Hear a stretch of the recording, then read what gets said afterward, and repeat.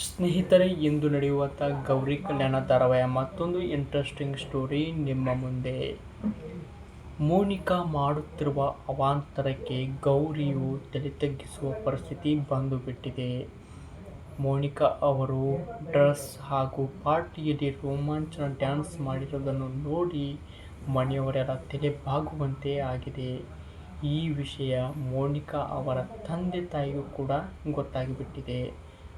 ಕೊನೆಗೂ ಮೋನಿಕಾ ಅವರ ತಂದೆ ತಾಯಿ ಹಾಗೂ ಗೌರಿ ತನ್ನ ಫ್ಯಾಮಿಲಿಯ ಮುಂದೆ ತಲೆ ತಗ್ಗಿಸಿ ನಮ್ಮನ್ನು ಕ್ಷಮಿಸಿಬಿಡಿ, ಇನ್ನು ಮುಂದೆ ಈ ರೀತಿ ತಪ್ಪು ಮಾಡಲ್ಲ ನನ್ನ ಮಗಳು ಅಂತ ಕಾಲಿಗೆ ಬೀಳುವ ಪ್ರಸಂಗ ಎದುರಾಗಿದೆ. ಇದು ಇಂದು ನಡೆಯುವಂಥ ಗೌರಿ ಕಲ್ಯಾಣ ಧಾರಾವಾಹಿಯ ಒಂದು ಸಣ್ಣ ಮಾಹಿತಿ. ವಿಡಿಯೋ ಇಷ್ಟವಾದರೆ ಒಂದು ಲೈಕ್ ಮಾಡಿ, ಶೇರ್ ಮಾಡಿ, ಸಪೋರ್ಟ್ ಮಾಡಿ.